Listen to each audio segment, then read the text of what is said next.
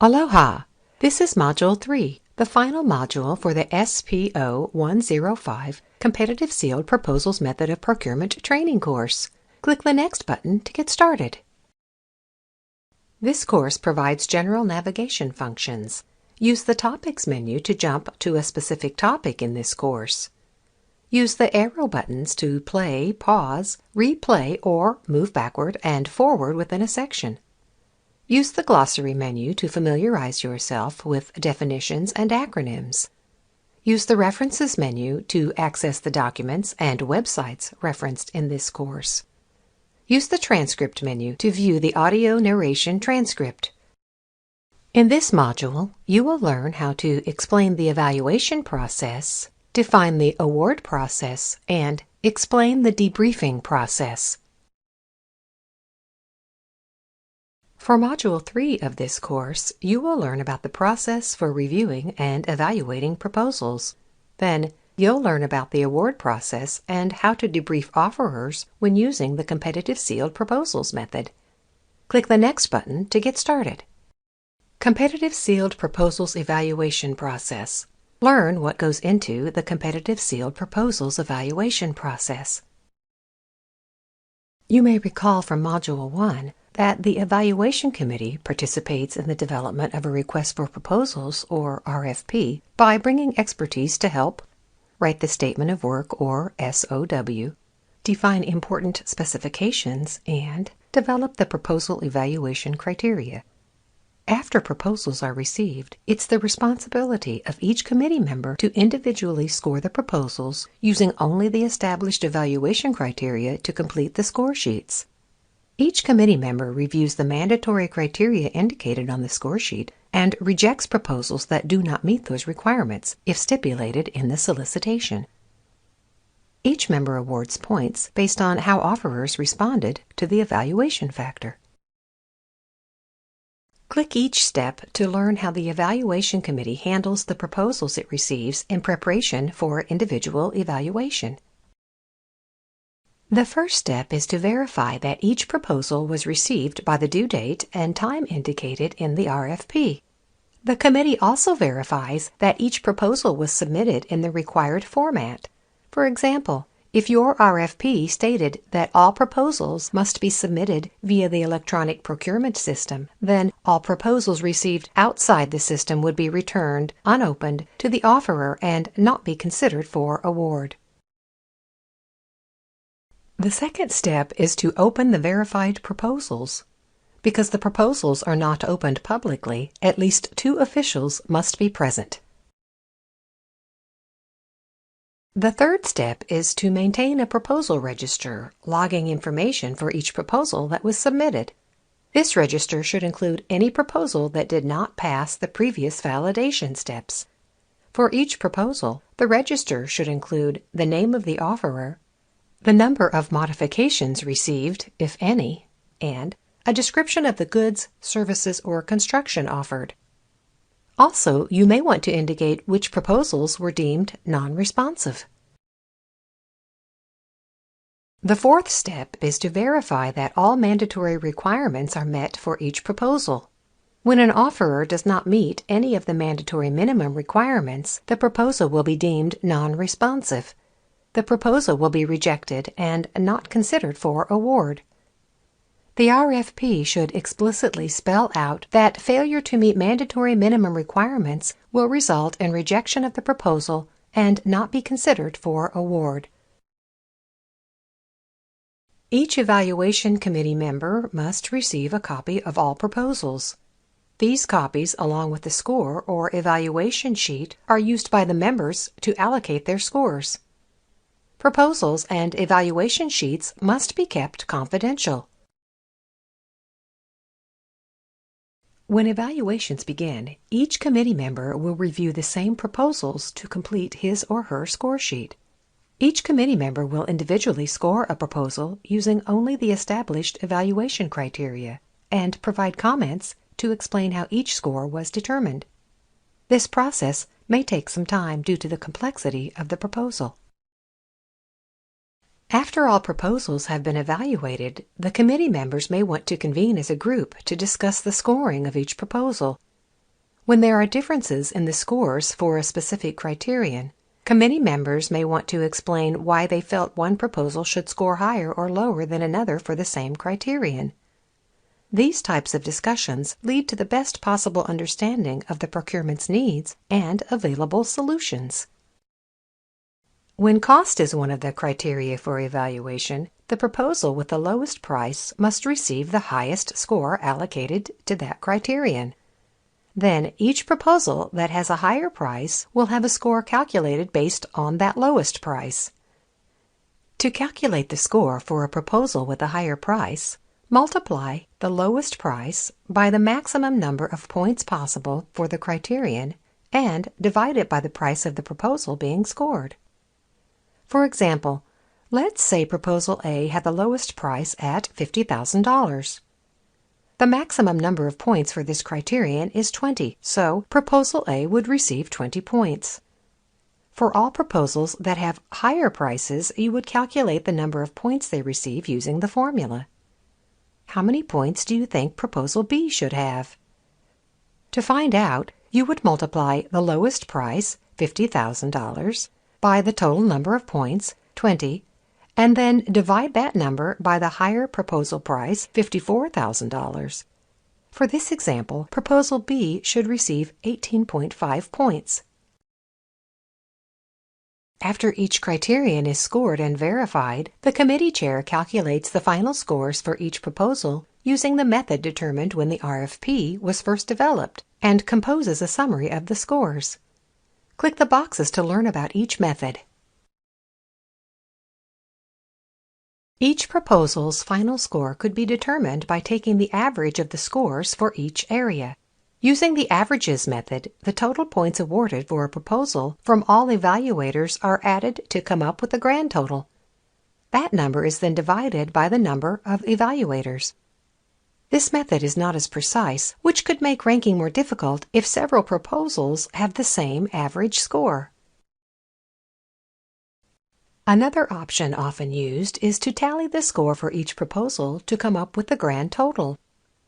When scoring is close, this method is more accurate and could assist in the ranking. After the evaluations are finished, be sure to place all score sheets in the contract file.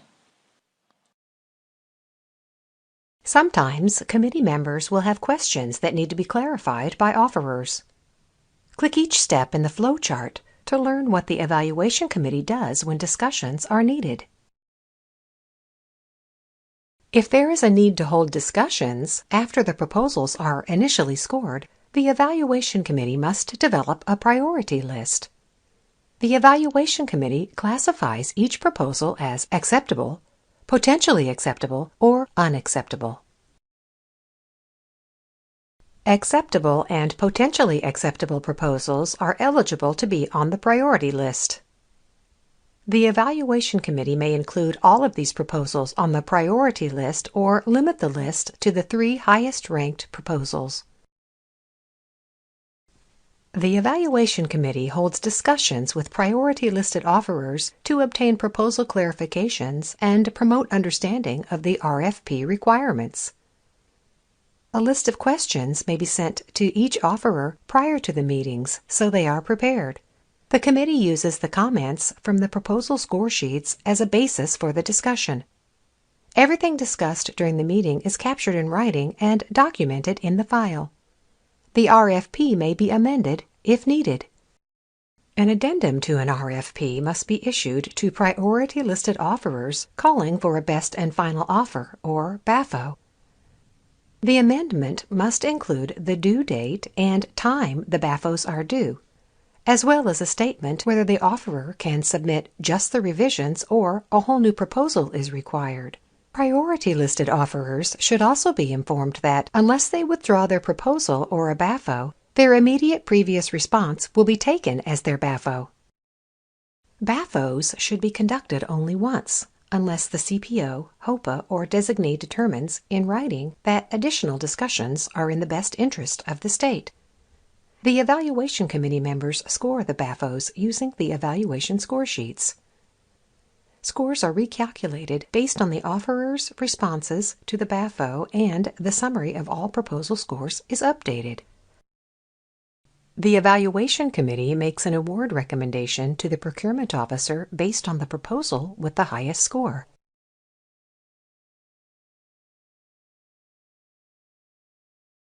Let's see if you recall at what point in the procurement process proposals are opened.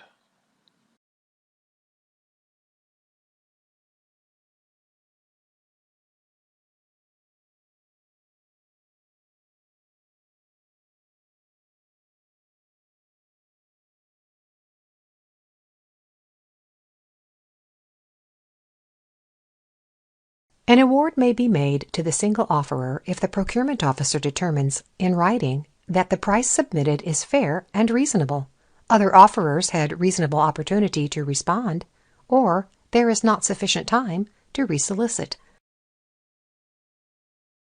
When only one proposal is received, there are several reasons it may be rejected, such as the price is not fair and reasonable, prospective offerers did not have reasonable opportunity to respond, or there is time to conduct a new solicitation.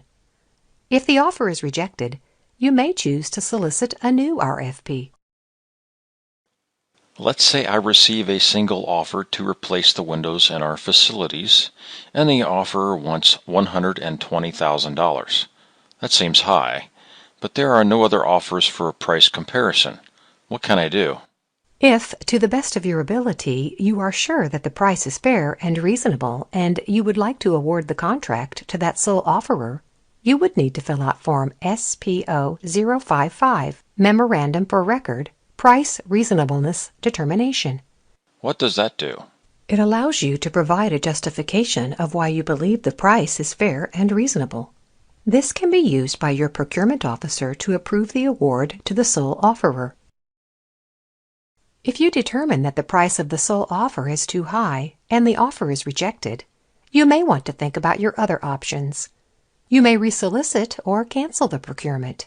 You could also consider an alternative method, which may include negotiation with the sole offerer first, and if that fails, then with any contractor or vendor.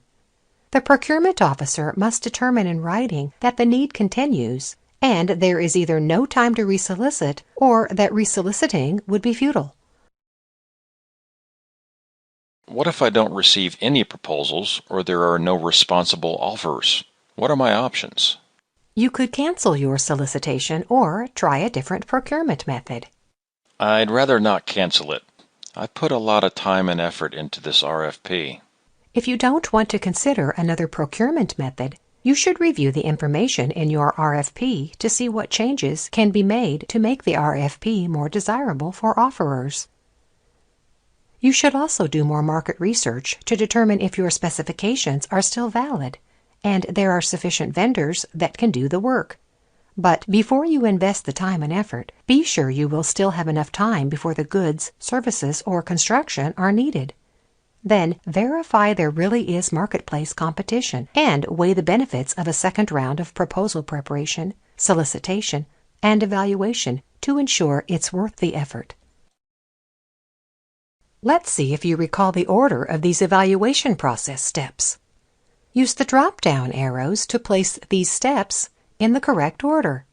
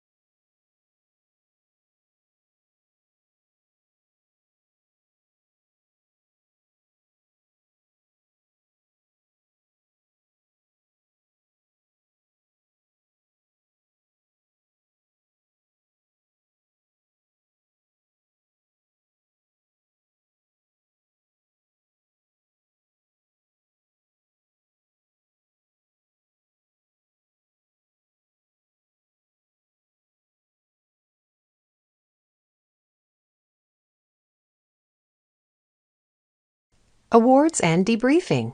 Learn what goes into the award and debriefing process. The procurement officer awards the contract to the responsive, responsible, technically acceptable offerer with the highest score. The award is issued in writing and posted within 7 calendar days of award on the Hawai'i Awards and Notices data system. Then the contract is prepared and executed with the successful offerer. It's imperative that your contract file contain all documentation related to the solicitation, including information about the evaluation and award. This information can be critical when protests or other issues arise. Let's take a minute to learn some of the items that should be included in the contract file. Click each box to see one of the items. Register of submitted proposals, list of vendors who received a copy of the RFP, name of selected offerer and final price, basis of the award, scored criteria, RFP copy, copy of the selected offerer's proposal, copy of each non-selected offerer's proposals, copy of executed contract resulting from the RFP. Within 3 working days after posting the award of the contract, non-selected offerers may submit a written request for a debriefing to learn about the selection decision and contract award. The procurement officer or designee tries to hold a debriefing, either individually or combined with other offerers, within 7 working days of the request. A protest may be filed within 5 working days after the debriefing. In preparation for the debriefing, it is recommended you compile the following information for the offerers being debriefed: a copy of the offerer's proposal scores, a breakdown of the offerer's scores by criteria, and an abstract summary of all proposals. Debriefings are conducted by the procurement officer or designee. During this time, only the proposal scores of the offerer are discussed. The focus should be on identifying weaknesses or deficiencies in specific areas that lead to the score. Keep in mind that a debriefing is only to discuss the offerer's proposals and not a direct comparison to the other proposals. The score sheets, along with committee member written comments, will aid in the discussion. Protests will happen after the notice of award or after a debriefing is completed. Any actual or prospective bidder, offerer, or contractor must submit their protests in writing to the CPO or designee specified in the RFP within 5 working days after the date that award was posted or the debriefing was held. When a protest is filed, you cannot take any further action on the procurement until the protest is resolved. Be sure to follow the regulations set forth in HRS 103D-701, HRS 103D-709, HRS 103D-710, and HAR 3-126, Legal and Contractual Remedies, as well as all procurement circulars regarding the protest of an award. If you have any questions related to the solicitation, award, or protest process, reach out to the State Procurement Office or SPO for assistance. They are there to help. After the award is made and the contract documents executed, the contract administrator has several responsibilities, including but not limited to verifying the goods, services, or construction are received satisfactorily, verifying the goods, services, or construction meet the specifications outlined in the RFP and subsequent contract, verifying that invoices received are in compliance with the proposed prices, documenting any discrepancies, and taking appropriate action. For transparency purposes, all documents relating to the solicitation and contract that are not marked confidential or proprietary are considered public information and therefore may be released to anyone requesting it through the Office of Information Practices process. Let's see if you know what an offerer should do for this situation.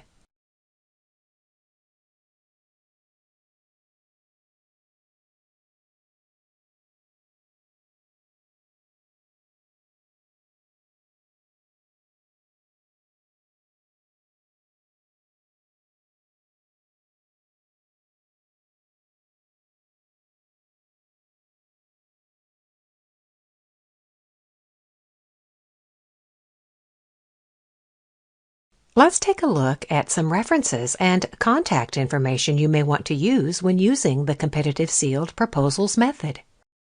We've covered a lot of information in this course. To help you remember some of the most important parts of the competitive sealed proposals method of procurement, we've created a quick reference guide that you can save and print. To access the guide, click the References menu in the top right corner of this module. The SPO website contains a lot of reference material pertaining to the competitive sealed proposals method of procurement. You can find hyperlinks to these references in the Quick Reference Guide attached to this course. The SPO website also provides mandatory and recommended on-demand training for your department's procurement personnel. To view the available training, navigate to the SPO website, select Training for State and County Personnel, and then select SPO Training. Let's take a minute to review some key points from this module. In this module, you were presented with information to help you navigate the competitive sealed proposals method of procurement. You should now be able to explain the evaluation process, define the award process, and explain the debriefing process.